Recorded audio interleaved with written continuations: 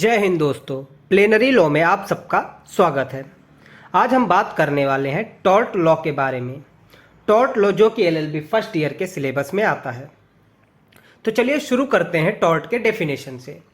A tort is an act or omission that gives rise to injury or harm to another and amount to civil wrong for which court impose liability. In the context of torts, injury describes the invasion of any legal right, whereas harm describes a loss or detriment in fact that an individual suffers.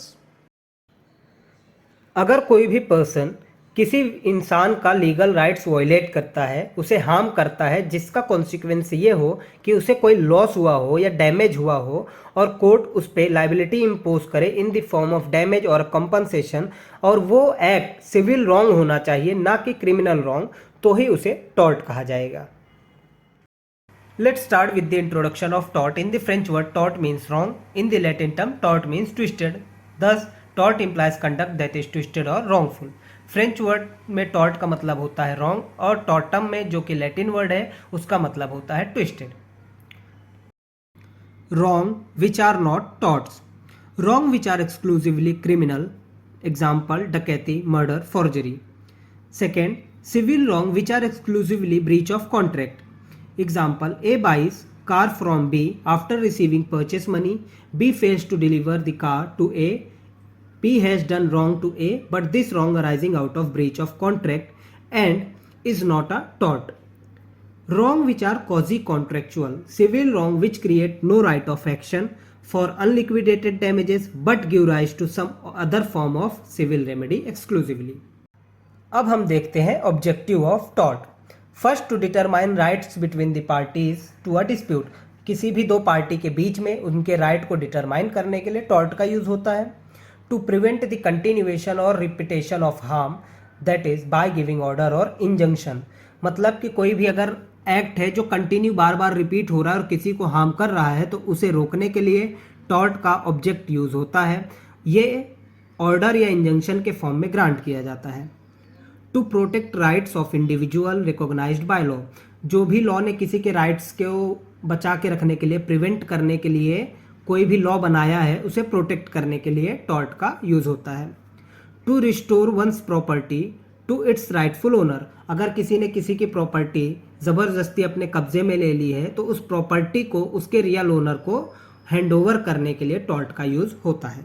Essentials of tort: a wrongful act or omission. Second, duty imposed by law. Third, the act must give rise to legal or actual damage. ये तीन main essentials है tort commit होने के लिए। पहला जो act हो रहा है वो रॉन्गफुल होना चाहिए। दूसरा, उस एक्ट के खिलाफ कोई ना कोई ड्यूटी बनी होनी चाहिए और लॉ इम्पोज्ड होना चाहिए। और तीसरा है, कोई भी लीगल डैमेज या फिर कोई भी एक्चुअल डैमेज हुआ होना चाहिए किसी इंसान को, तभी टॉर्ट माना जाएगा। Let's see distinguish between crime and tort. First point, crime is an infringement against an individual and against society, whereas tort is an infringement of civil rights committed against an individual. जो crime होता है ये society या फिर किसी individual के दोनों के अगेंस्ट हो सकता है, जबकि टॉर्ट जो है सिर्फ और सिर्फ किसी इंडिविजुअल के अगेंस्ट में होता है। जब किसी इंडिविजुअल का राइट्स वायलेट होता है और वो सिविल रॉन्ग होता है तो उसे टॉर्ट कहते हैं। Crime has a right in rem, whereas tort has a right in personam. Crimes are tried in a criminal court, whereas tort are tried in a civil courts. जो crime होता है उसके केसेस क्रिमिनल कोर्ट में चलते हैं, जो tort होता है उसके केसेस सिविल कोर्ट में चलते हैं। Crime has a codified law, whereas tort has a uncodified law. यानी कि जो क्राइम है उसके लॉस को कहीं ना कहीं लिखा गया है और टॉर्ट के लॉस को कहीं भी लिखा नहीं गया है। अब देखते हैं remedy. Remedy granted in a crime is fine and imprisonment, and whereas remedy granted in a tort is damages and compensation. Crime के लिए फाइन या इम्प्रिजनमेंट होती है, जबकि टॉर्ट के लिए डैमेज या कंपनसेशन दिया जाता है। Mains Riya is present in a crime, whereas mains Riya is absent in a tort. And last point, a person who commits crime is called criminal offender, whereas a person who commit tort is called tortfeasor. Let's see characteristics of tort. First, it must be of civil wrong. Tort जो है वो civil wrong nature का होना चाहिए, criminal wrong nature का नहीं। Second, a tort is an infringement of a right in rem. Tort जो है राइट इन रेम का जो भी लॉज है उसका वॉयलेशन करना चाहिए।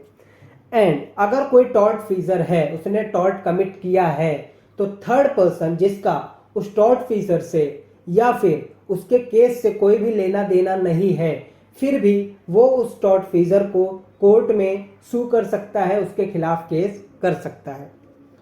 Third, tort deal with cases related to legal rights. यहाँ पे अगर किसी का लीगल राइट्स वॉयलेट होता है तो उस मैटर में टॉर्ट लॉ सब्जेक्ट डील करता है। And last, remedy.